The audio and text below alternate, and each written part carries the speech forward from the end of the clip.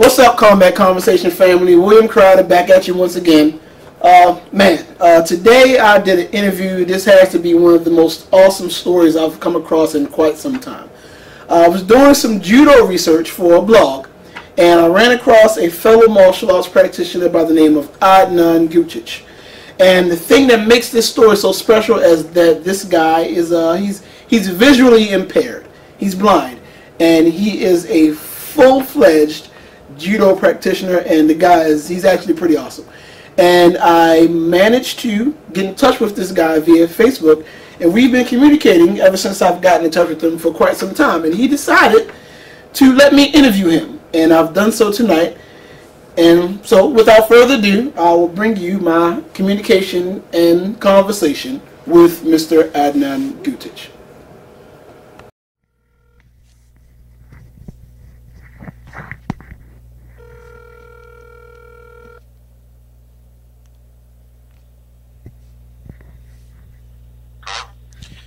Hey Adnan, how are you? Hey, what's up, man? How you doing? I'm doing pretty good, bro. Pretty good. I appreciate you allowing me the opportunity to call you, man. I appreciate you for your time. Let me do this interview with you.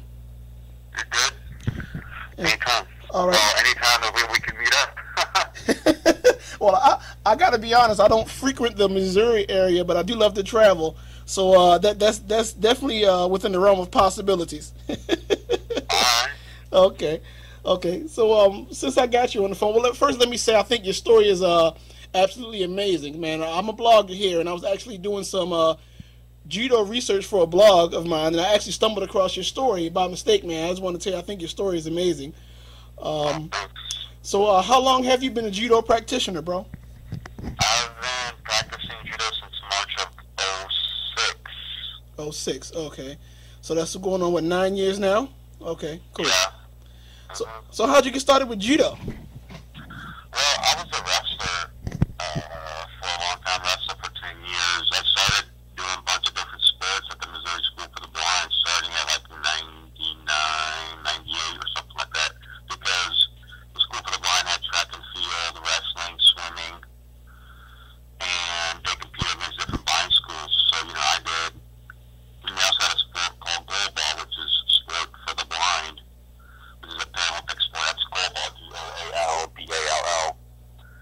And I did some powerlifting, like intramural powerlifting. And so just kind of I was always into sports. And I was first introduced to judo when I went to a USABA camp. Wow. Sports camp. It was U.S. Association of Blind Athletes. I'm sorry? U.S. Association of Blind Athletes. Right, I'm a little familiar.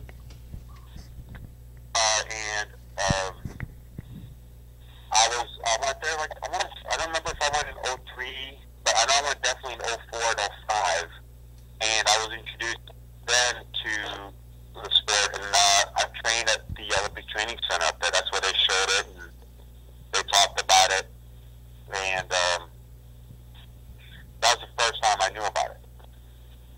Wow. Okay, that's awesome, bro. So it seems, I guess, with that information, it seems like you got into judo or to martial arts, more specifically, a little later on in your life. Were there any martial artists that maybe inspired you when you were growing up? I don't know how much of an interest you might have had in martial arts in your earlier years, but were there any maybe that influenced you? Well, of course, everybody is inspired by Bruce Lee. You know what I mean? Absolutely. I have who isn't? present company included. Absolutely. But when I went to one of those camps, I met. Is there a lot of feedback? I feel like there's a lot of feedback on my phone. Feedback? I'm not getting too much feedback on my end. I mean, I can hear you clearly though.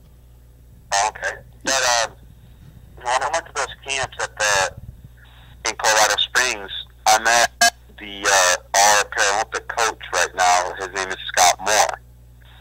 And he talked to me about, he was a former wrestler, and him and I just got along really, really well.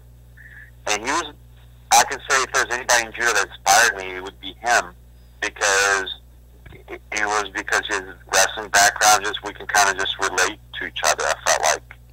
And he so inspires me because he's won 3 medals in the Paralympics is something I want to do. Wow. I don't know, I'm kind of old right now, so I don't know if I'd be able to make it to the Olympics. But is that something within your plans? Well, in the near future, are you shooting for maybe some medal competing? Of course, I go to every single tournament wanting to win. If I don't go to a tournament, I don't want to waste my time going to a tournament not thinking I'm going to win it. Absolutely. That's a waste of my time.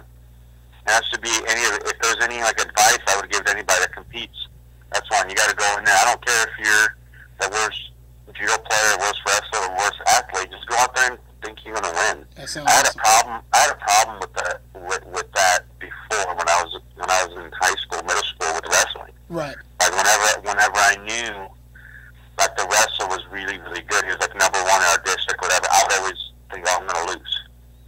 And immediately, I lost because mentally, I lost first. You lost before you even got on the mat, right?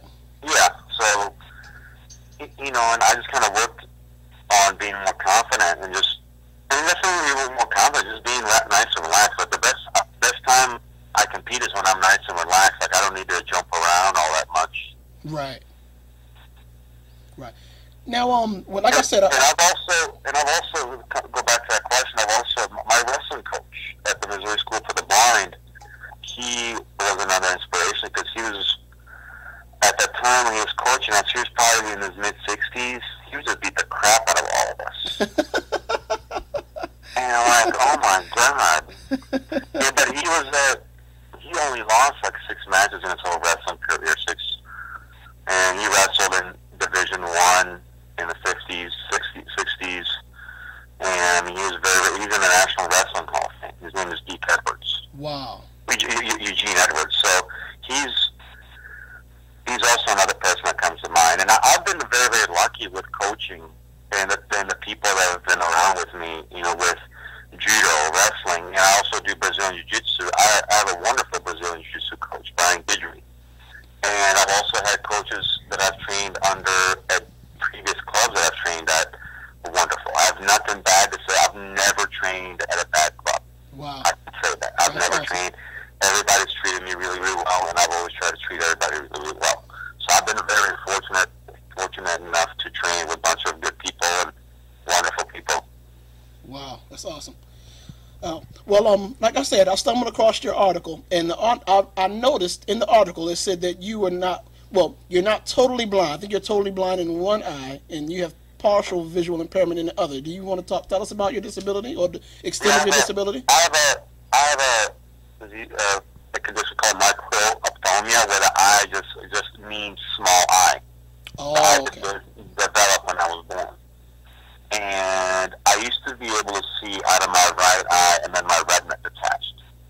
So I don't see anything out of my right eye, but I see out of my left. Okay. And I wear glasses, some really thick glasses. But they help me. They bring, it's more. My problem is more distance, and right now it's also becoming more glare. Like, I need a lot of it. Actually, comes with. A lot of problems I have is, what's the word I'm looking for? Oh, man. Like, whenever I go into a really, really